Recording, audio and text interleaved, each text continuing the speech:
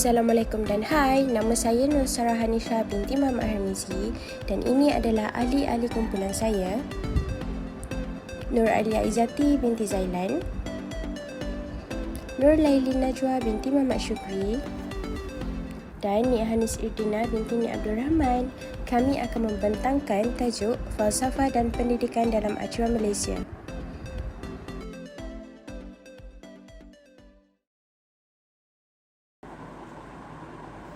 Maksud falsafah dan pendidikan.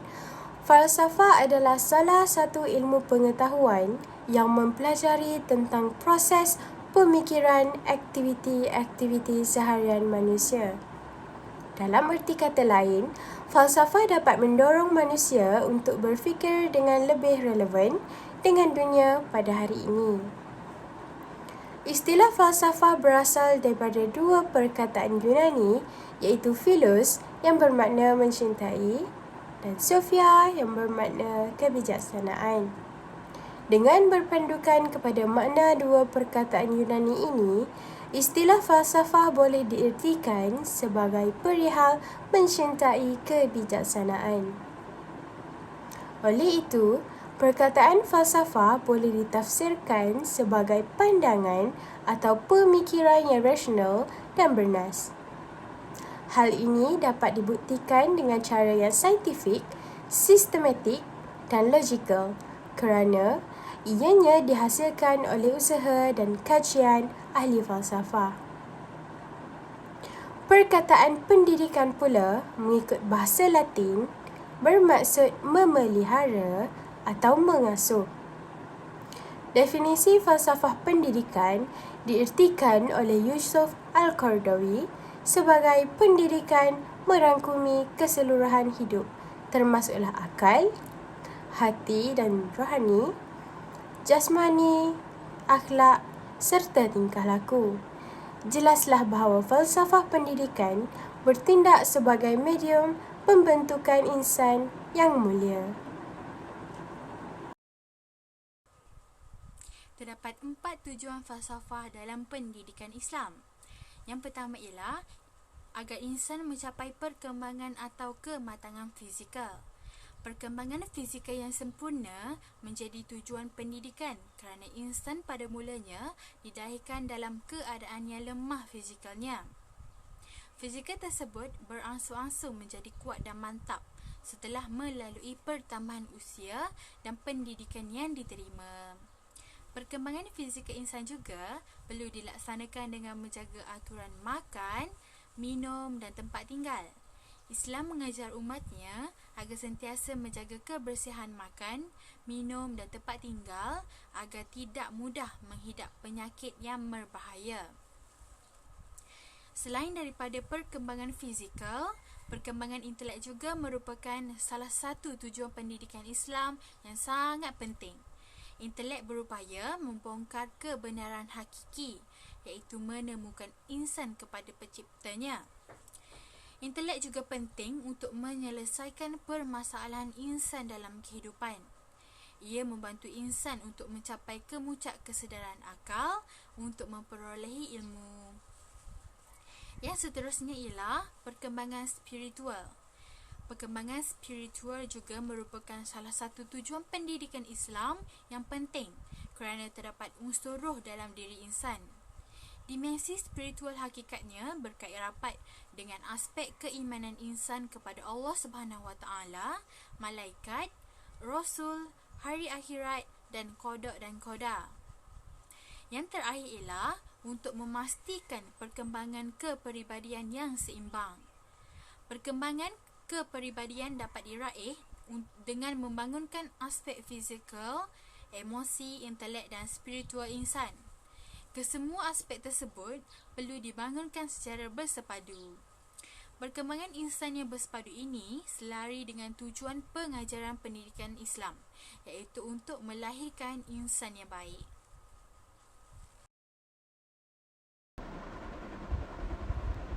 Elemen dan unsur penting dalam falsafah pendidikan. Terdapat unsur-unsur penting dan elemen-elemen dalam falsafah pendidikan kebangsaan, antaranya ialah perkembangan potensi secara menyeluruh dan bersepadu, yang mana melibatkan beberapa aspek tersebut iaitu jasmani, emosi, rohani dan intelek. Seterusnya ialah insan yang seimbang dan harmoni.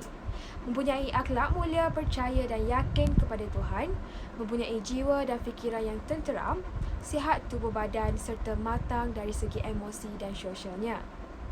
Selepas itu adalah kepercayaan dan kepatuhan kepada Tuhan. Teras agama dan kepercayaan bermula dengan pengukuhan dan fahaman yang jelas mengenai ajarannya. Seterusnya, pendidikan suatu usaha berterusan.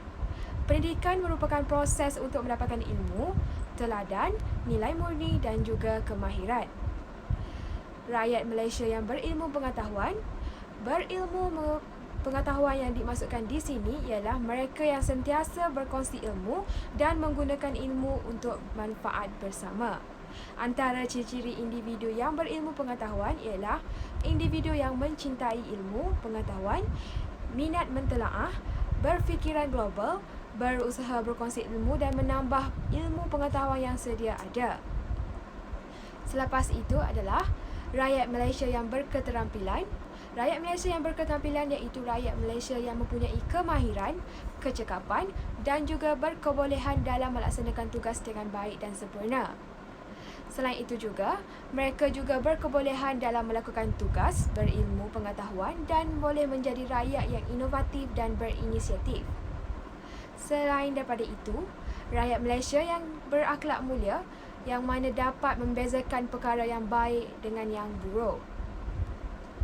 Dan juga rakyat Malaysia yang bertanggungjawab yang merupakan seseorang yang dapat dipercayai, mengetahui amanah yang wajib dilakukan untuk mengetahui tugas sekaligus bertanggungjawab. Mematuhi undang-undang perlembagaan negara, menjalankan tugas dengan telus, cekap, amanah dan juga bersih supaya keamanan negara, perpaduan antara kaum dapat dijaga. Rakyat Malaysia yang berkeupayaan, yang mana berkeupayaan untuk menikmati kesejahteraan diri dan berfikiran waras dan mempunyai ketahanan tubuh badan yang sihat dalam menjalani kehidupan seharian. Rakyat Malaysia yang dapat memberi sumbangan kepada masyarakat, agama dan negara, iaitu rakyat yang mampu membangunkan negara dan memberi sumbangan dengan wujudnya keluarga yang harmoni dan bersatu padu dan juga menerapkan nilai-nilai murni. Amatlah penting rakyat yang mampu menguasai dalam pelbagai bidang teknologi selaras dengan peredaran masa kini untuk memastikan pembangunan negara yang sempurna. Peranan guru dalam falsafah pendidikan Islam. Peranan guru dalam proses pengajaran dan pembelajaran di dalam kelas amatlah besar bagi mengaplikasikan falsafah pendidikan Islam dalam diri setiap pelajar. Oleh itu, bagi menjayakan hasrat ini, seorang guru haruslah mempunyai kemahiran dari segi teknik dan kaedah mengajar yang mana menguasai bahan pengajaran, merencanakan program mengajar, melaksanakan, memimpin dan mengelola proses mengajar dan seterusnya. Setiap guru perlu menilai kegiatan pelajar mereka. Oleh itu, antara perkara yang perlu dimasukkan dalam kandungan pendidikan Islam mestilah menekankan ilmu ketuhanan, ilmu fardu ain, ilmu fardu kifayah, ilmu duniawi dan ilmu ukhrawi yang dapat melahirkan generasi Muslim yang seimbang dan bersepadu. Peranan guru dalam falsafah terbahagi kepada dua, iaitu dalam aspek pengajaran dan yang kedua dalam aspek kerjaya. Dalam aspek pengajaran, guru juga perlu menerapkan disiplin yang baik yang akan membawa kepada akhlak yang baik di dalam diri pelajar. Guru juga mempunyai peranan yang penting sebagai perangsang, pemberi maklumat dan role model untuk dicontohi oleh pelajar. Selain itu, guru haruslah mempunyai kemahiran dari segi teknik dan kaedah mengajar yang mana menguasai bahan pengajaran, merencanakan program mengajar, melaksanakan dan memimpin pelajar. kaedah dan teknik pengajaran guru haruslah diambil kira perbezaan potensi setiap individu. Dalam erti kata lain, guru hendaklah memupuk daya intelek yang kreatif dan kritis, mengembangkan potensi pelajar secara bersepadu dari segi jasmani, emosi, rohani dan intelek, dan memberi peluang kepada setiap pelajar untuk mengasah bakat dan kemampuan mereka. Peranan guru dalam falsafah pendidikan yang kedua adalah dalam aspek kerjaya. Bagi mengaplikasikan falsafah pendidikan Islam di dalam kerjaya, iaitu di luar bilik darjah khususnya kepada masyarakat, seorang guru Muslim perlu bergaul dan melibatkan diri dengan anggota masyarakat, di mana ini akan memudahkan guru memberi pendidikan, kesedaran dan pengajaran secara langsung atau tidak langsung kepada masyarakat supaya mereka dapat mengenal agama Islam dan mengamalkan serta menghayatinya dalam kehidupan seharian mereka. Sebagai contoh, guru mengadakan kelas atau kuliah yang berkaitan amalan dengan akidah. Dengan ini, guru perlu menunjukkan akhlak yang baik kepada masyarakat kerana akhlak merupakan perkara asas bagi membina masyarakat. Akhlak yang mulia dan terpuji adalah tunjang kekuatan sesebuah masyarakat. Mereka perlu menunjukkan teladan dan akhlak yang baik dalam masyarakat. Guru perlu berani memperbetulkan akhlak masyarakat yang terpesong dari landasan Islam dengan pendidikan kerohanian dan pendekatan secara berhemah. Guru perlu mendampingi masyarakat dan melibatkan diri dalam aktiviti mereka. Seterusnya, jika terdapat aktiviti yang agak meragukan tanpa ada nas syarak, guru perlu membetulkannya dengan menunjukkan amalan sebenar yang dibenarkan dalam agama. Tambahan juga, guru perlu berusaha untuk mengajak masyarakat melakukan perkara kebaikan dan mencegah mereka daripada melakukan kejahatan dengan pelbagai cara yang difikirkan wajar dan bersesuaian. Jika guru melihat pelajarnya mengamalkan fahaman salah, guru tersebut perlu menegahnya melalui tindakan. Namun, jika tindakannya dikhawatiri boleh membahayakan nyawanya, guru boleh menasihati mereka. Dan jika cara tersebut juga mengancam keselamatan dan nyawanya, cukuplah jika guru tersebut menghindari dan membenci perbuatan tersebut. Jadi, jika seorang guru memainkan peranan mereka dalam mengaplikasikan falsafah pendidikan Islam di kalangan pelajar dan masyarakat, sudah pasti maksud dan tujuan falsafah pendidikan Islam itu akan tercapai dan seterusnya akan melahirkan masyarakat bertamadun iaitu seimbang dari keduniaan dan akhirat.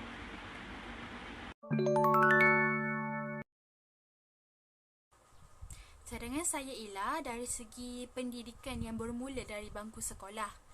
Pihak pentadbir sekolah hendaklah memainkan peranan yang penting dalam memartabatkan lagi pendidikan di Malaysia dengan menerapkan budaya-budaya yang positif dalam kalangan pelajar dan sentiasa memastikan dasar-dasar pendidikan negara dapat dilaksanakan dengan baik.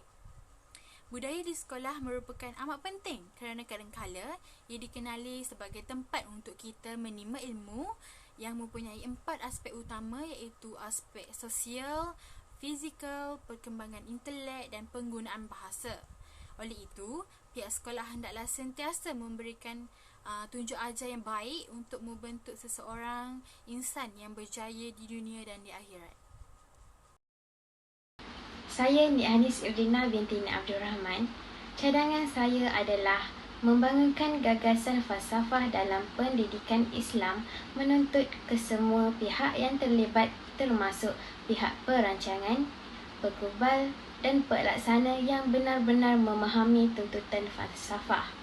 Apabila ini berlaku, barulah pembentukan dan pelaksanaan pendidikan Islam yang dibentuk dan dirancang diimplementasi selaras dengan falsafah Islam yang menjadi tunjang kepada penciptaan insan.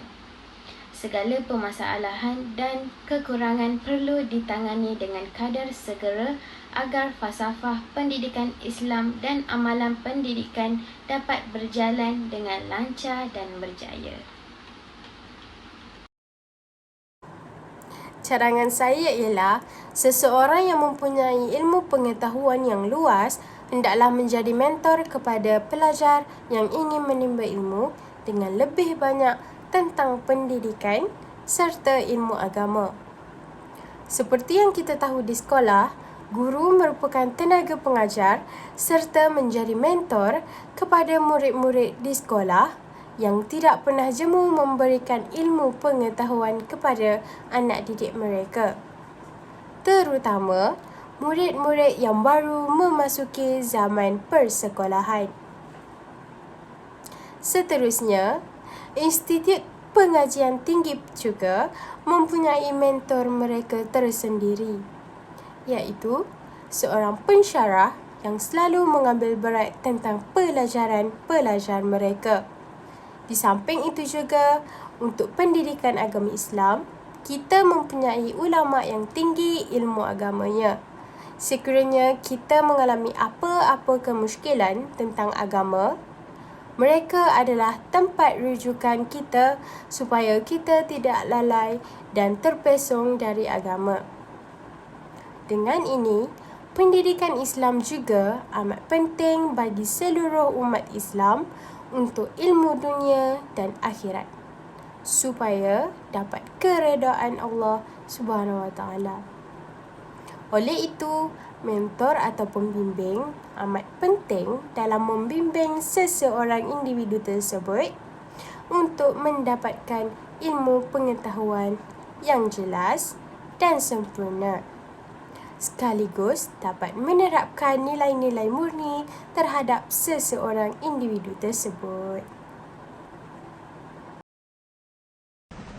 Pihak sekolah juga hendaklah menyediakan kemudahan fizikal sewaktu proses pembelajaran. Kebersihan bilik darjah serta kelengkapan bilik darjah juga memainkan peranan yang penting dalam sesi pembelajaran. Hal ini kerana suasana yang kondusif serta selesa dapat meningkatkan lagi semangat pelajar untuk mendalami ilmu pengetahuan.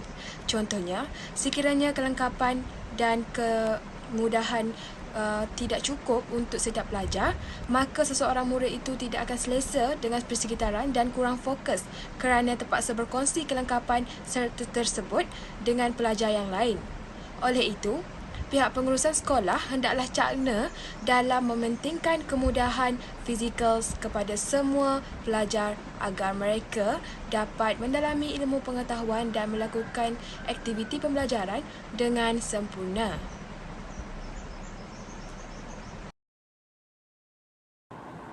Kesimpulannya, falsafah merupakan salah satu disiplin yang mengusahakan kebenaran umum dan asas melalui kaedah penyelesaian masalah yang timbul oleh manusia, seperti keberadaan, pengetahuan, nilai, akal fikiran dan bahasa.